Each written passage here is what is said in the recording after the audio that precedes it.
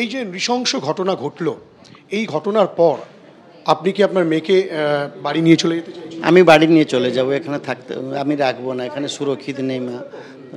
আমার মেয়েকে বাড়ি নিয়ে চলে যাব। কোথায়? উড়িষ্যা? বাড়ি উড়িষ্যা, জলেশ্বর। মেয়েকে কি স্বপ্ন নিয়ে পাঠিয়েছিল? মেয়েকে স্বপ্ন নিয়ে পাঠিয়েছিলাম ভবিষ্যতে একটা ডাক্তার হবে, রোগীদের সেবা করবে। ইচ্ছা মেয়ে বড় মানুষের হবার জন্য স্বপ্ন ছিল, স্বপ্ন তো ধূলিসাৎ হয়ে গেল।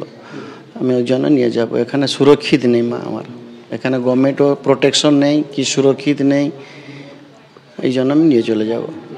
উড়িষ্যার মুখ্যমন্ত্রীর সঙ্গে কোনো রকম কথা হয়েছিল ওখানকার প্রশাসন? ও তো উড়িষ্যা মুখ্যমন্ত্রী, শুনুন আমি তো এখন অনুভব করতে পারলাম যে ডিফারেন্সটা কি, বেঙ্গল আর উড়িষ্যার মধ্যে ডিফারেন্স কি। এখানে যারা চালছে তো ঔরঙ্গজেব শাসন চালছে, আমার উড়িষ্যা খুব ভালো, খুব ভালো, খুব ভালো। আমার মুখ্যমন্ত্রী আশ্বাসনা দিয়েছে, তুমি এসো, দরকার পড়লে এখানে মেডিকেল কলেজে তোমার মেয়েকে অ্যাডমিশন করে সব কিছু সহায়তা, DG, DSP, SP, MLA, MP সবাই সব সময় আমার সঙ্গে খবর নিচ্ছে, বারবার এখনও কিছু এসে দেখা করে যেছে, সংবেদনা দিয়েছে। কালেক্টর তরফ থেকে অনুকম্পা রাশিও জবরদস্তি আমার কাছে দিয়ে গেছে। ওইভাবে আমার উড়িষ্যা সব কিছু হেল্প করেছে আমাকে। এই যে ঘটনা ঘটে গেল, সেই ঘটনা ঘটার পর এই রাজ্য সরকারের তরফ থেকে, এই পুলিশের তরফ থেকে কোনো রকম কোনো সহযোগিতা কি আদৌ পাচ্ছে?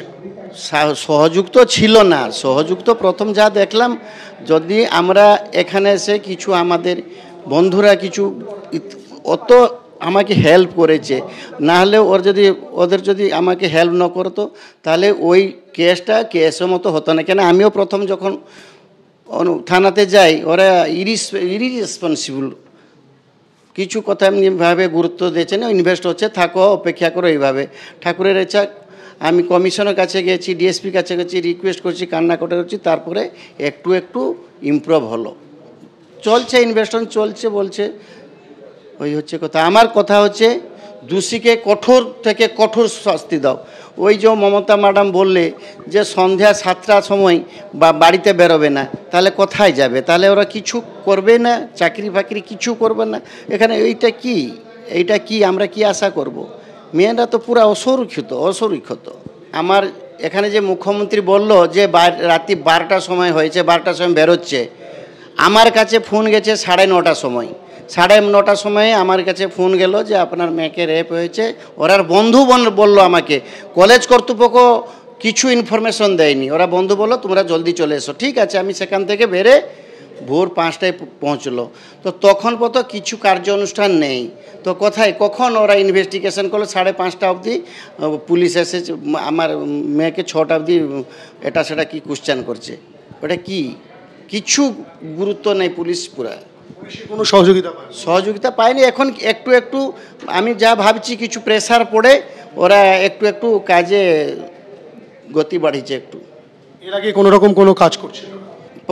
প্রথম তো কিছু ছিল না, কিছু ছিল। কর্তৃপক্ষের ভূমিকা নিয়ে বা কি বলবেন? মানে হাসপাতাল কর্তৃপক্ষ থেকে কিছু সহানুভূতি নেই, কেউ মালিক কেউ সহানুভূতি কিছু নেই। আপনাদের উপরে কি কোনো রকম চাপ তৈরি করা হচ্ছে? না, চাপ কিছু করেনি।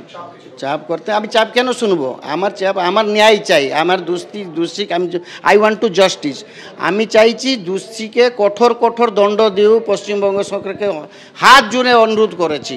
আরজি করের ঘটনাটা জানেন, যেখানে একজন মেডিকেলেরই ছাত্রীকে ধর্ষণ করে খুনের ঘটনা ঘটেছিল, তারপরে কসবা ল কলেজে ঘটনা ঘটেছে, তারপরে দুর্গাপুরে আপনার মেয়ের সঙ্গে ঘটনাটা ঘটলো। এই রাজ্যে একের পর এক যে ঘটনা ঘটে যাচ্ছে, তারপরে কি বলবো আর কি, আমার ভাগ্য বল আমার মেয়েটা বঞ্চে গেছে, নাহলে ওরা তো মেরে দিত। ওতে তো রেগুলার এখানে হয়ে গেছে। ওরও আর যে কোনো ঘটনা ঘটলো চেপে দিল। কি অ্যাকশন হয়েছে? কিছু দুষ্টামন্ত অ্যাকশন হয়েছে বলুন? কিছু হয়নি। আমারও সেইভাবে হতো, যাও বন্ধুরা হেল্প করেছে, ওই জন্য আমি বিশাল উপকৃত হয়েছি। আমি জলদি এখান থেকে সুরক্ষিত মনে করছি না। আমার মেয়েকে আমি এখানে নিয়ে বাড়িতে চলে যাব। এই ঘটনায় কি মনে হচ্ছে, সরকার কি গোটা ঘটনাটাকে চেপে যাওয়ার চেষ্টা করছে বা ঘটনাটাকে অন্যদিকে মোড় দেওয়া? চেপে দিতে তো চেষ্টা সবসময় করছে, না হলে ওই মুখ্যমন্ত্রী কিভাবে ওরা ভাষণ দিচ্ছে ওইভাবে বলছে। তুমি একটা মেয়ে, তুমি মেয়ের দুঃখ কথা, তুমি মেয়ের দরদ অনুভব করেনি? তাহলে কি একটা সিদ্ধান্ত নিচ্ছেন যে এখান থেকে মেয়েকে ফাইনাল আমি এখান থেকে আমার মেয়েকে নিয়ে চলে যাবো।